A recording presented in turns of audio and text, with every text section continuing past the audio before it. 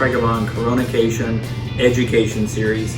As promised on our last episode, we did the wine dash. We got a little bit of exercise. We're having a little dinner party tonight. We're having all the Corona neighborhood over here this evening, so I came downstairs to grab a bottle of wine. Figured while we're doing that real quick, we'll finish up on the next series of, as I promised, how to properly open a bottle of wine.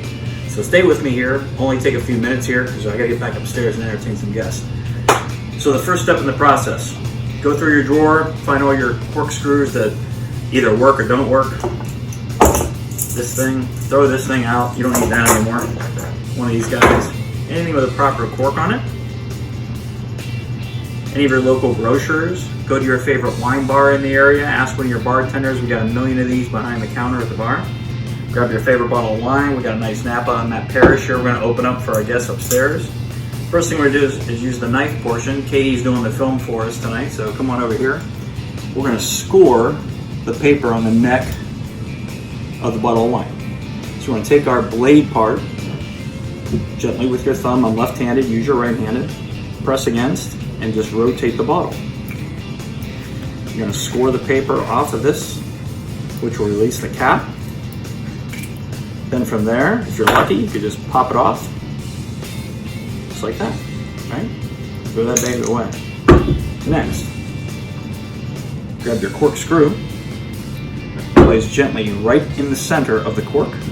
A little firm pressure, press down, and you only need to go about a rotation and a half in, okay? Then we're gonna take, after we firm it up, we're gonna go a little bit deeper. Rotate the bottom of the wine, 3/4 down. We're gonna use the first rivet here. Place gently, indentation with your index finger on the top of the wine and lift about 1/4 of the way up. Then we're gonna re-engage, recack on the bottom indentation. Again, pressing firmly and lift up. Gonna hear a little pop. Voila, perfect.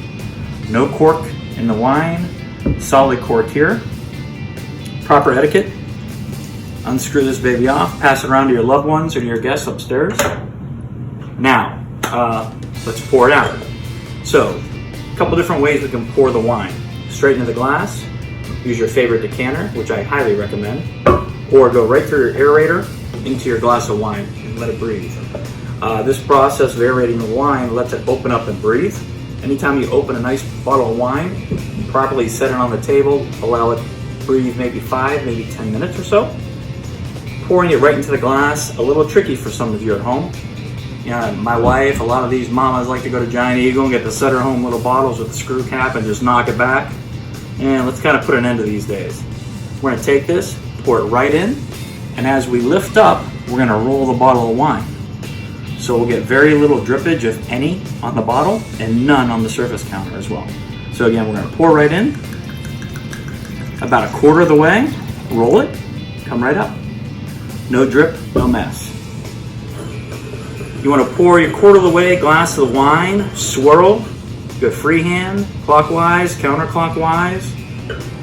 This opens up the wine, aeration process, lets it breathe. Swirl as much as often as you like, even between sips. Bring to the nose for the aroma.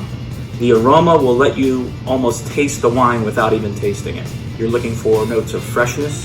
It's almost like every wine's going to be good, but you want to be able to distinguish what makes the wine bad. Your nose will let you know that. The other way, as I said, go right into the decanter. You just got to trust it. If you don't, it'll splash all over the place. You're going right in, all the way down. And then just, for good measure, want to make sure you get all of it out there, right? Our guests upstairs, I think, are getting restless, so I have to hurry up here. We're going to swirl this around as much as we can. Let it sit 5, maybe 10 minutes. And just keep swirling that every other minute or so. And you'll have a great bottle of wine. So, we've learned the corking process, the uncorking process. No cork on the table, no cork in the bottle. We're letting our wine breathe.